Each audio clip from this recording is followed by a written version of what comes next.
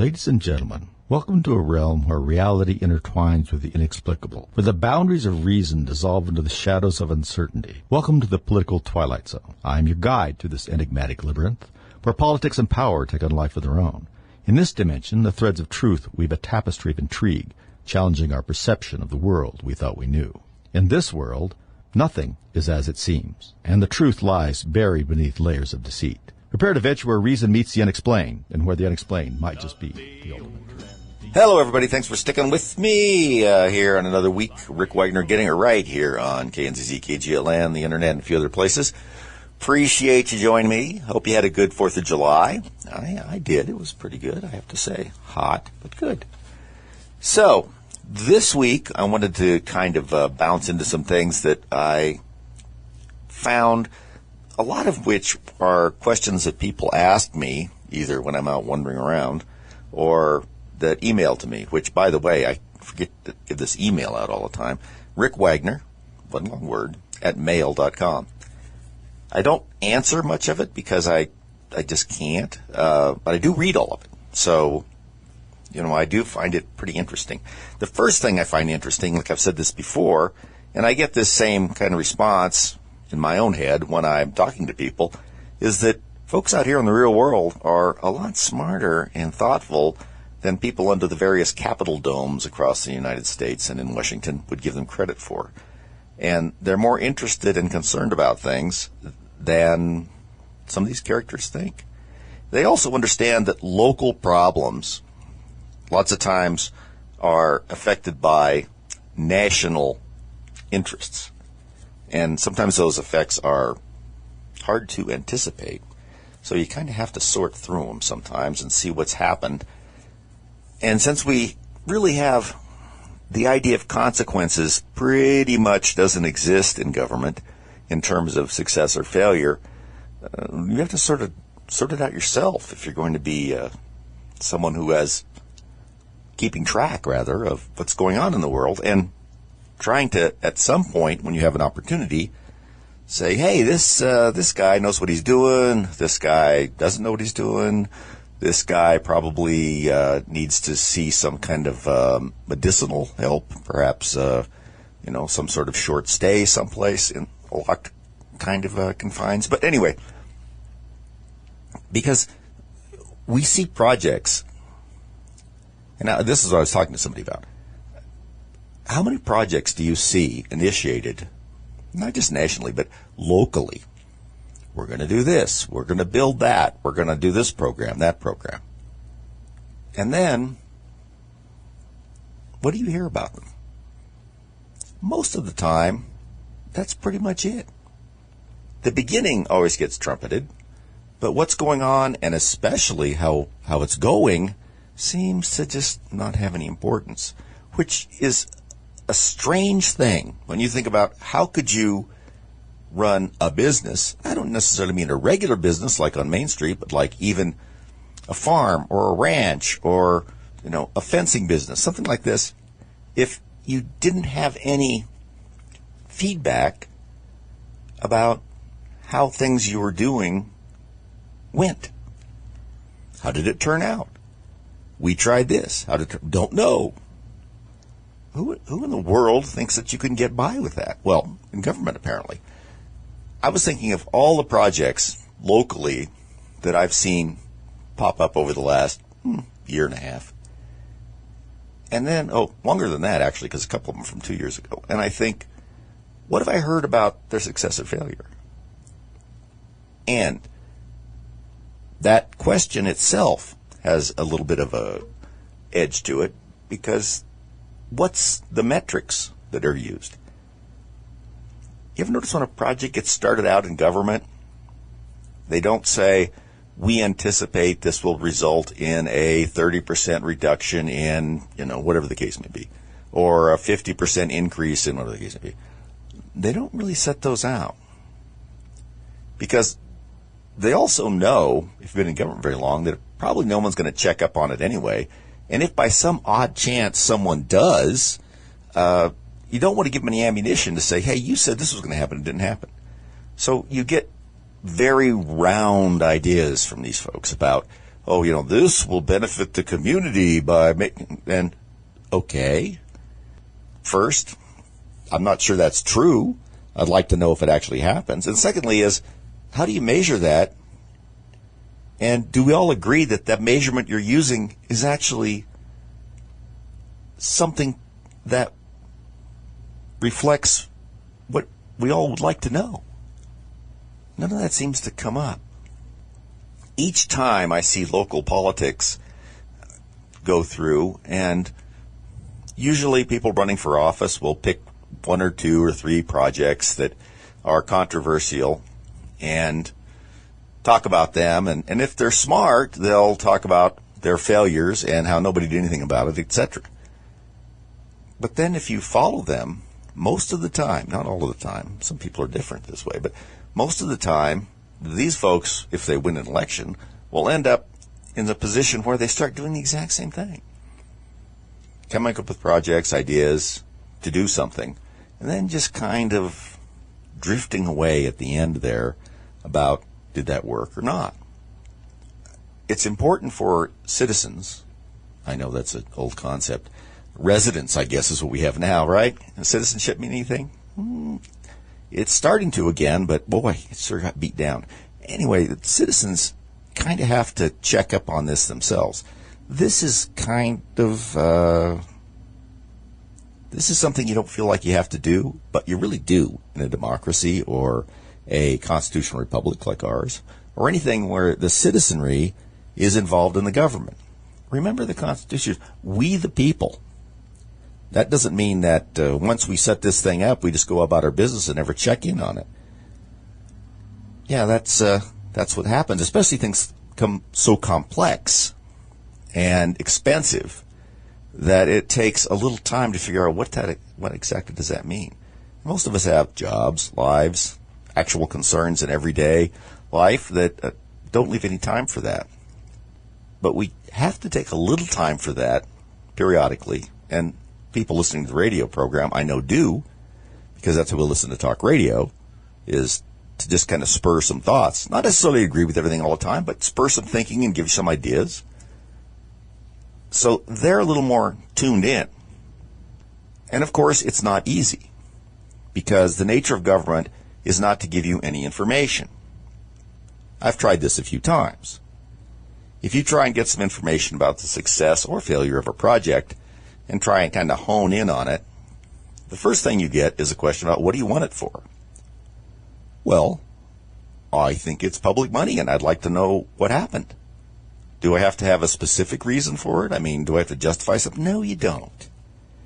And then, of course, it's guarded like this is the newest version of the Manhattan Project that you're asking about, even though it was perhaps a new bridge or a rec center or something like that. Yeah, it's super secret, and that should make you suspicious. It's just like if you ask somebody in your household, like a child, let's say, not a young child, but say like a 13-year-old, where things get really tough, about something, and they can resist answering it, and they give you some vague thing, and they just start trying to back out of the room. That's a signal to most people that I need to find out a little bit more about this. I need to pursue that. Well, that's what happens lots of times when you go try and find something out from government. You get that same response. You need to recognize it and say, okay, this is a signal that I need to look into this a little bit more. Most of the time, you'll find something out that is not widely known. And that's the whole point. Because if we don't supply ourselves with knowledge, who is? Media? Traditional media? Come on. Some of the conservative outlets, of course, do. Some people who are actual investigative journalists or people like that do. But these are islands in the middle of a big ocean out there. So we have to sort of take it upon ourselves to look into things a little bit and seek out some sources of information that we can trust. People, organizations, or whatever that are looking into things and reporting back on them, and we feel like that they're reasonably trustworthy in their evaluations. That's how Constitutional Republic is supposed to work. And it doesn't work without doing that. Okay, thanks everybody for sticking around. We're back here, KNZZ, KGLN, various other places that you can listen to us. Oh, and also our podcast. You can go to my website, which you should anyway, because there's a lot of good stuff there. Some of it from me, but a lot of it just connections to various news sites that I think are pretty good and interesting. And I try and put some stories up in the center there that I think everybody might be interested in. And that's at therickWagnerShow.com or thewaronwrong.com or politicalviking.com. I've had several nom de plumes that I hooked to that, so you can find it a little easier. And from there, you can click on an area that will take you to where you can get, if you miss a show and you think it's important or you'd like to know what was going on, or you think what I say might be important, you can click on a podcast and listen to the show cut down and made into just a sort of digestible treat, as it were. Also, there's one section on there, Victor Davis Hanson's podcast, that you can get directly from our website just by clicking on it. It'll start playing. And he updates that, I think, 3 times a week. It's always worth listening to. Anyway, so some of the absurdities in government action and what people who somebody elects to office have to say keeps popping up. Like we were talking about in the first segment, you just have to keep checking back on what's going on and, what did you do and how did that turn out? I mean, just once in a while, just randomly. Because, if you check it randomly a couple of times and you keep getting the same answer, chances are that most of the time that's what's happening. One of the things I jotted down here from talking to people this week and from just general craziness is this idea that illegal immigration isn't illegal. Mayor Karen Bass, I thought, put it best out in Los Angeles. Because as we know, she's the hyper-effective leader of the Los Angeles governmental entities, who was in Ghana for some reason when they had the fires, seemed to somehow survive that. It came to light that they had appointed some people who were completely incompetent for jobs that they increased their salaries on to place them into, and this contributed to their lack of readiness for the fires. And she's still there. And this is the funny part. It doesn't bother her. This is what we see. There's no shame. Doesn't happen anymore. You can have something terrible that you've done repeatedly and address it terribly and then come back out 2 weeks later and act like nothing happened. Didn't bother you a bit. And you've not changed anything, by the way. And there's never, I think I was wrong or wasn't the best idea in the world, which is kind of funny to me because Americans in particular and people in general are pretty forgiving if you say, geez, I made a mistake there, I'm going to correct that or I won't let that happen again or, because we're human and we do that kind of stuff all the time. We understand that. But anymore, you don't hear any of that. No matter what happens, how absurd, damaging, ridiculous, incompetent, no one ever says, oh yeah, I could have done it a different way. Well, not ever, but most of the time. The vast majority of the time. You don't hear that from any politicians. So Mayor Bass was out discussing these raids by ICE in the Los Angeles area. I mean, this is not news to you guys. You follow the news. And she started talking about, of course, kidnapping people, which I assume she means by arresting them, who haven't done anything. No. They've committed no crime, she said, as I recall. Well, they are illegally in the country. That's something that is a criminal civil act that is against our policy. First thing you do. And then, because you've done that, there's usually a lot of other little infractions, some of which can be quite large, to get committed while you're here so that you can send money back, so you can stay, so you can work, whatever the case may be. A lot of these people, I understand what she's trying to say. Well, no, not really. She's not really trying to say this. But I think most of us understand that people come here because their governments, and this is hard to imagine, are worse than ours. If you look at Mexico, their government makes our government look like a shining city on a hill. That's how bad it is. So you can't blame them for wanting to get out. The problem is that if you let somebody else's country become the pressure release valve for problems in another country, how's that ever going to get changed? I mean, would we have the French Revolution, for instance, if Spain or Germany decided to let everybody come live there? And support them, give them some, free stuff and this and that, because they didn't like living in France. Do you think that might happen? I don't know. Possibly. But you take that pressure off. People need to have the pressure to change. And shipping them off to another country or allowing them or encouraging them, and then on top of which getting paid for doing that, this is a form of remittances, which, by the way, we were trying to attach a little tax to them, and I'll go into that some other later point. That got watered down so much, and to me it's so simple.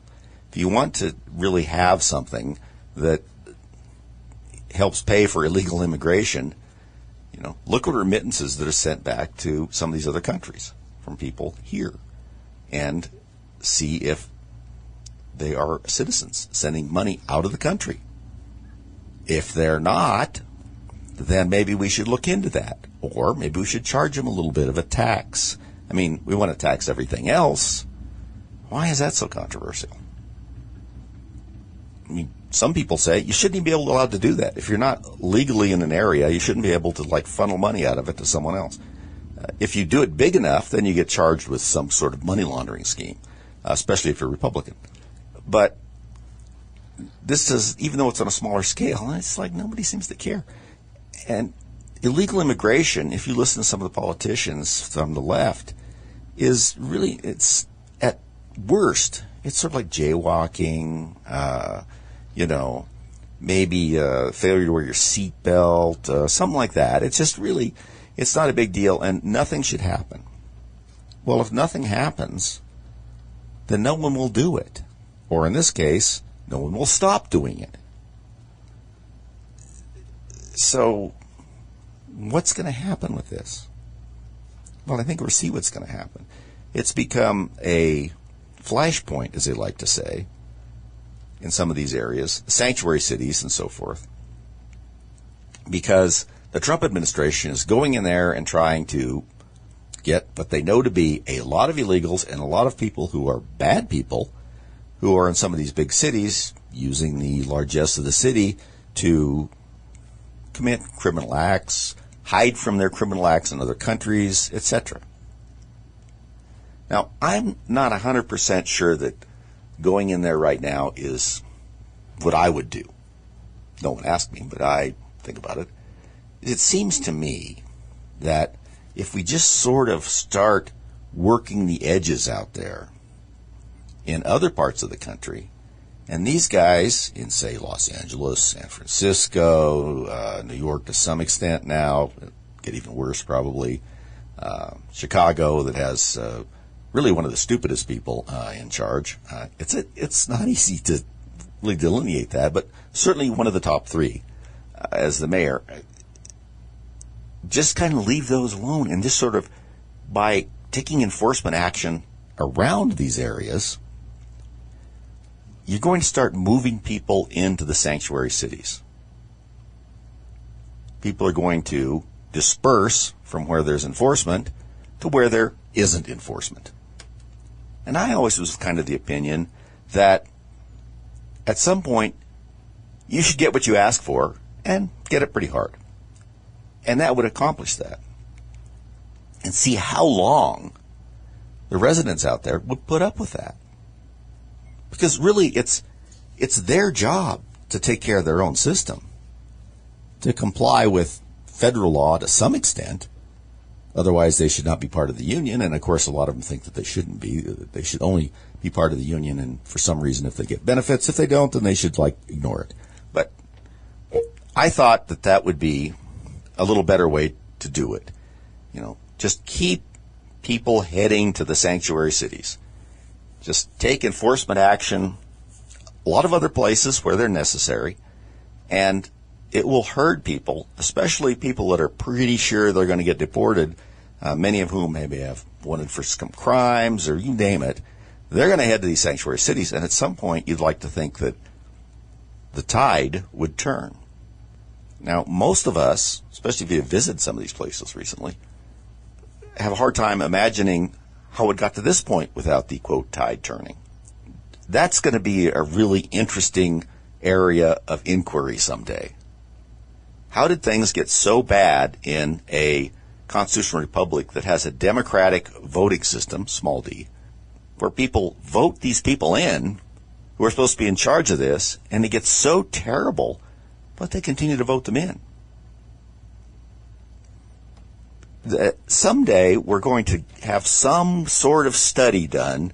It may perhaps be, when people are sifting through the, archaeological remnants of what our civilization used to be, and they try and do it. But somebody's going to have to try and figure out exactly why does that happen.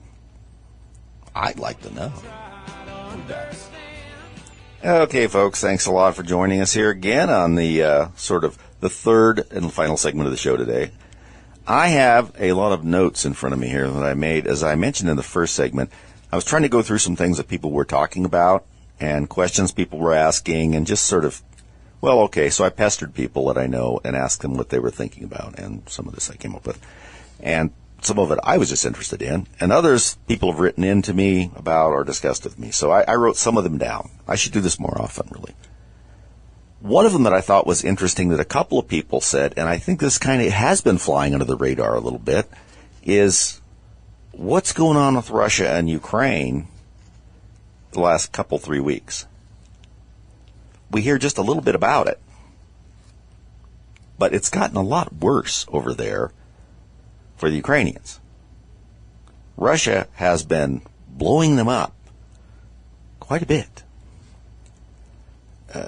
They launched like what I saw here was a record drone and missile wave, sometimes over 700 of missiles and drones a night.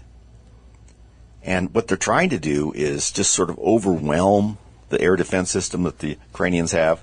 Much of it comes from us, and some of it comes from the Western allies. And they're working at civilian infrastructure.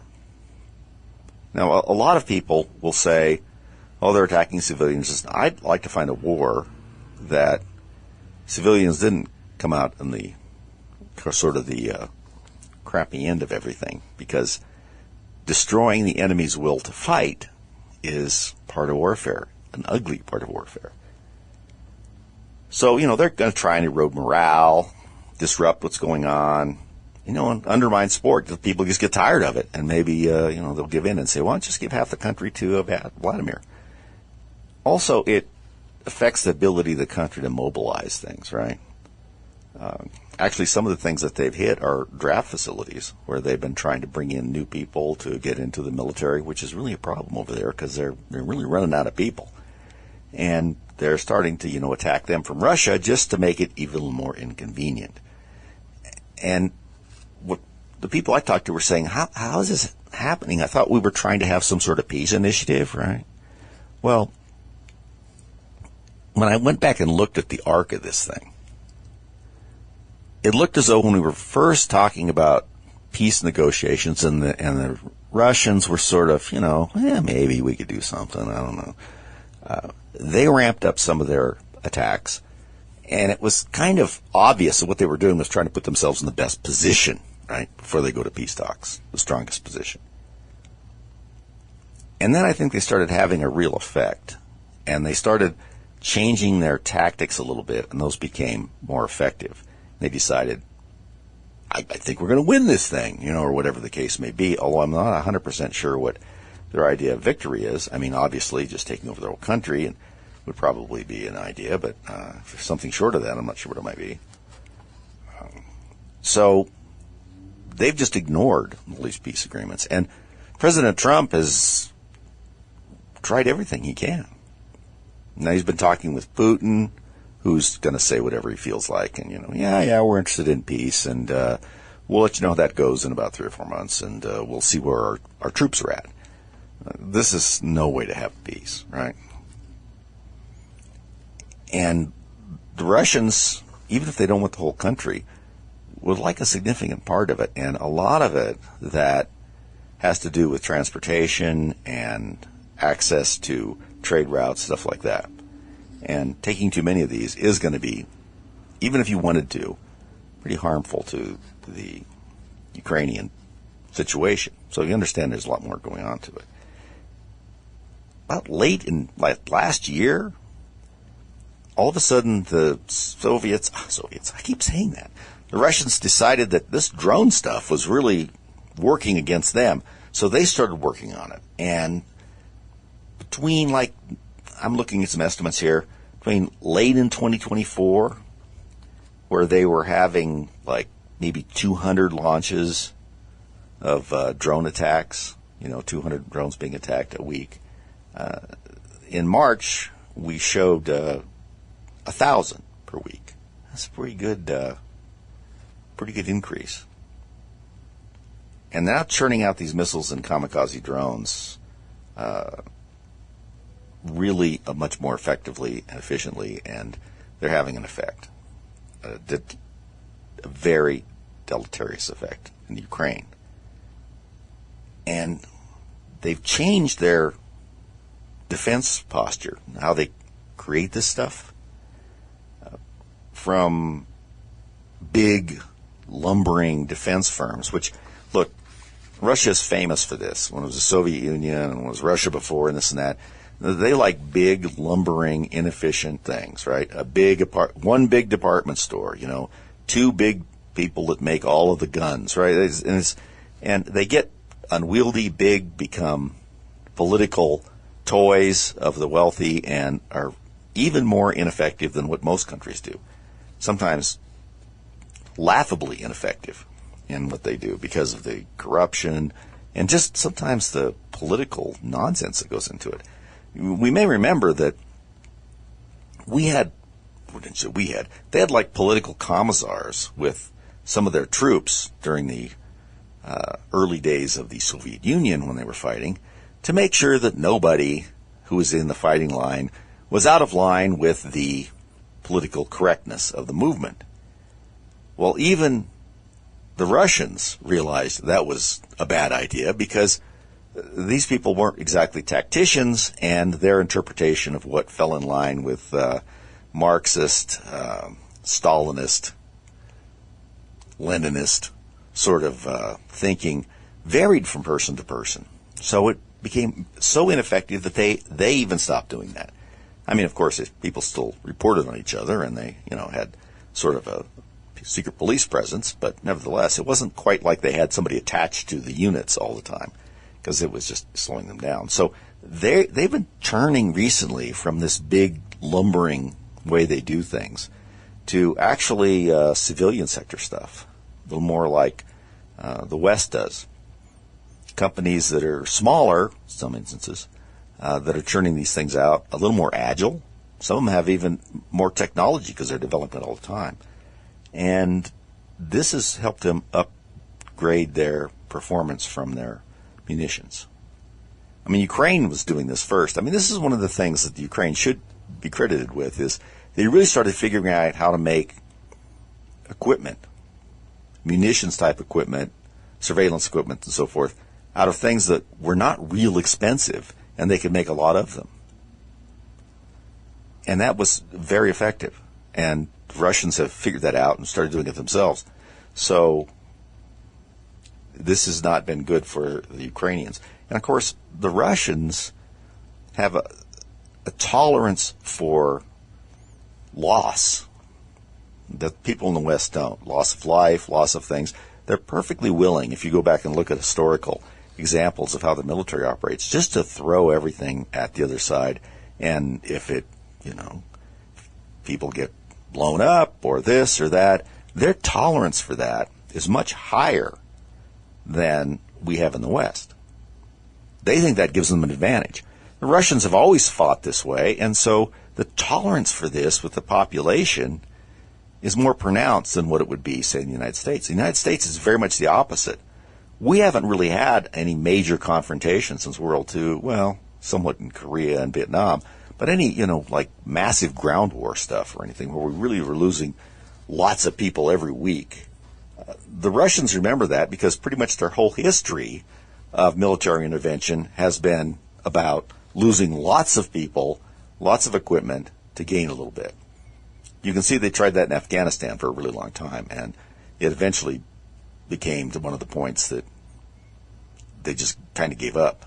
I think the Afghanistan situation reminds me a little bit of the Romans taking over what we think of Scotland now. They did get into Scotland, and the legions did manage to, subdue to some extent some of the wilder tribes up there in Scotland, with the bagpipes and the kilts and the carrying the shillelaghs. I think, no, that's actually Irishmen. But it was very expensive, very time consuming, and what they found, if you go back and look at some of their literature, is that it just wasn't worth it. They weren't getting anything out of it in terms of, let's get some stuff and take back to the... No, there's nothing really to get up there. There's some sheep, some this, some that. I mean, no natural resources they were getting or anything like that. And they realized, okay, so we made a statement here by moving in here and being militarily successful, but now what? Now we're just eating up gold. And like we say, war burns gold. And even ridiculous or long-term extensions of expeditionary forces into places cost a lot, and at some point they need to be, just like kind of this terrible business of war, that they have to have some kind of justification. And so the Romans retreated, built Hadrian's Wall across there, and said, "That's it. This is as far as we're staying. It's not really. There's no point to going over there." This is sort of what happened with the Russians in Afghanistan. They lost a lot of stuff, and they were willing to lose a lot of stuff. But then, even when they were successful in a few things, what did they get? It was really, even to the Russians, wasn't worth it. So they have a limit. We don't know if they're going to reach that very soon, but they do have a limit. It's a lot higher than ours in terms of loss rate, but they do reach it at some point. I don't know. I think that we're going to see what's essentially a economic warfare there that's carried out by actual kinetic warfare. And this is pretty interesting, is there's always been tension between what it costs to attack versus what it costs to defend, right? When you look at some of this technological stuff, right now, the ability to create offensive weaponry in the form of drones and some of these missiles and so forth that we have now is much less expensive than it costs to knock them down.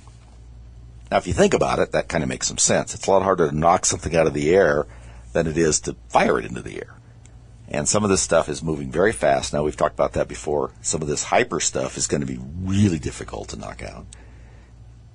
But even so, the trade-off between something that costs $20,000 versus something that costs $500,000 to combat it, this is not a good trade. This is one of the reasons we've been burning up so many munitions, and we don't seem to ever know what happens to things when they send them to Ukraine. They seem to disappear, and we don't really know where that happened, and nobody wanted to know what happened to it. The money, who knows. Maybe that will change. But anyway, even if it hadn't, this disparity we were getting between what it was costing to defend versus what it was costing to attack was substantial. And that's kind of a change in many ways from traditionally. I mean, traditionally, if you held, say, a walled city and someone was attacking that, this is just kind of a general, they would have to have maybe 2 or 3 times the manpower, just you figure it out, to try and take that city, because it's much easier to defend from the walls and this and that than it is to climb over them. That kind of works in regular warfare in many instances. But when you look at technology and expense, it's been changing a little bit. You can have a lot of offensive capability pretty cheaply that requires a very expensive amount of defensive capability to counter it. Do I think that's going to change? Yeah. I mean, we're just behind. the military here in the West, ourselves and some of the other NATO-type countries, have been messing around with some of these countermeasures to some of these drones and missiles that don't involve trying to throw a lot of really expensive missiles at their missile or drone to knock it down. Now, we've been looking at sort of some microwave transmission, particle emissions, lasers. We've actually got some somewhat effective lasers out there that they've been working with, and some of them have been used. Now, these lasers are not like we see in the movies. This is what I find kind of interesting, is that, in the movies, the lasers kind of have a beam that you see, like, a really tight beam from a flashlight that go out there. That's not usually the case. What there is the laser turns on, and then there gets to be a really hot spot way out here where the laser's focused. And so there's not exactly a beam that you can kind of float around out there. But anyway, they've been having some very good success with that. And that's because the amount of time it takes to intercept something using something that moves at the speed of light, a laser, has a lot less calculation in some instances than it does to try and fire a missile to intercept another missile as it's flying. The laser gets there almost practically right away. So targeting is different than what you get from trying to anticipate where another missile is going to be going and put your missile there. Generally what that means is the missile that's trying to knock down the offensive missile has to be smarter than the offensive missile. Smarter means more expensive. So some of these changes in techniques would be really useful. I think we'll get them. I think we're going to have to have a lot more sophisticated, or cheaper, if you want to say it, ways to knock out drone attacks. Because they're a problem, and they're an economic problem in warfare. It's an economic warfare issue. I mean, look at the Houthis there in the Red Sea, who, by the way, are acting up again. They sank a couple of ships in the Red Sea, I think this week, with some missile attacks and so forth. Remember, we bombed these guys almost out of existence about 2 months ago. But they rearm. I wonder where they're getting them from.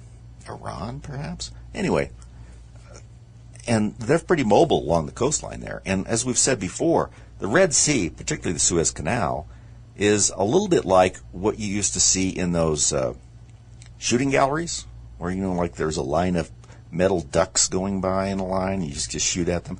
This is kind of what happens there with the shipping, because the Strait there, Strait of Hormuz, is pretty narrow. The Suez Canal has a narrow channel in it for some of these big ships. They can't really deploy. There's no serpentine there, right? Nobody's running serpentine across the Suez Canal to try and avoid these things. So they're very vulnerable to being shot at from a fairly close range for modern munitions. So these guys just need a few of these kinds of things from Iran or wherever they're getting them to retool again and go out and be a real problem. Unfortunately, and I think this is something that people realize, is that if you can get rid of these characters, it's going to have to be somebody on the ground sort of eradicating them. Now, there's been some talk about some of the Arab nations over there that may try and go scrub them out of there because, let's face it, Yemen is not really doing a very good job. Frankly, the rebels just run about a third of it. So they're not going to be able to do that. So really, to get rid of this kind of asymmetrical force, you really need to go in there and just dig it out by the root. And just bombing them affects them for a while, but then they're back again because they're pretty mobile. I mean, most of the munitions that they're shooting out there are either shoulder-mounted or off of a back of a pickup truck or maybe a flatbed, something like this. They don't require really expensive transportation to do these things. And so we can bomb them, and then if they don't care about that, they get new recruits who wish to go to wherever it is they go. If they die fighting, the infidel, then they can get equipment. and they can be mobile, and after all, they're just shooting at things that, for the most part, don't shoot back. So I think in that particular situation, it's a good example of the sort of economic warfare you're dealing with here. It's going to be expensive to go in and dislodge these characters, but somebody's going to have to do it.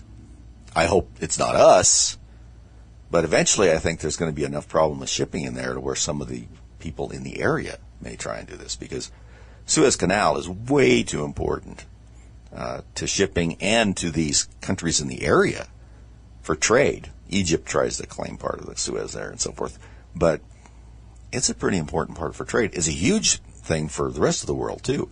You know, if you're manufacturing, say, in Italy or Germany or Spain or you name it, and you want to ship it to a big market like, say, India, right?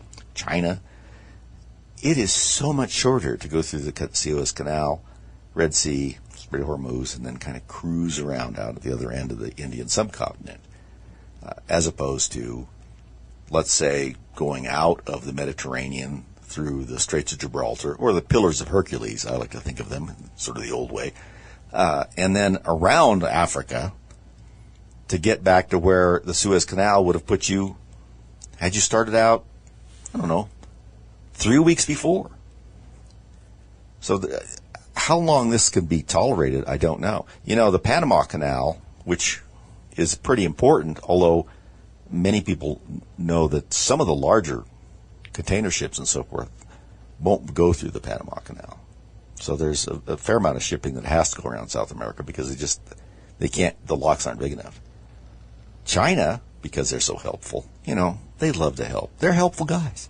If you're alongside of the road and, you need your tire changed or something, they'll stop by, offer to change your tire, put a new tire on, do all kinds of cool stuff, and then ask you for payment. And if you can't make it, they'll say, here, I have an idea. We'll just take your car, or we'll just drive your car, and we'll call it your car still, but we'll kind of be in charge of it. And what they've been doing, they're suggesting that maybe a railway across a portion of Latin America or South America that they would, of course, help build would be even more helpful. In other words, get a big port on one side. Now with these shipping containers, it's a little easier to do. Bring shipping containers in, stack those guys on a railway, shoot it across to the other side, and then load up on other ships and go. They're talking about that. This is the last thing we want, is a big Chinese railroad across from the Pacific to the Atlantic in Latin America. Pay attention to stuff like that. Like I said, it all comes down to one thing: paying attention. It's hard to do. A lot of distractions. Thanks for listening. See you guys. Listen, if you'd like to listen to more and you want to maybe perhaps have someone else listen to our podcast, you can do so either by going right to our webpage, politicalviking.com, or therickWagnerShow.com. Both of them take you there. You can get links right directly to our podcast, or you can hear our podcast on Podbean, on iTunes, and Spotify, and a couple others. So you can find us. We appreciate it if you do. And if you've heard the show, you want somebody else to hear it, that's a good way to send it to them. Thanks for listening.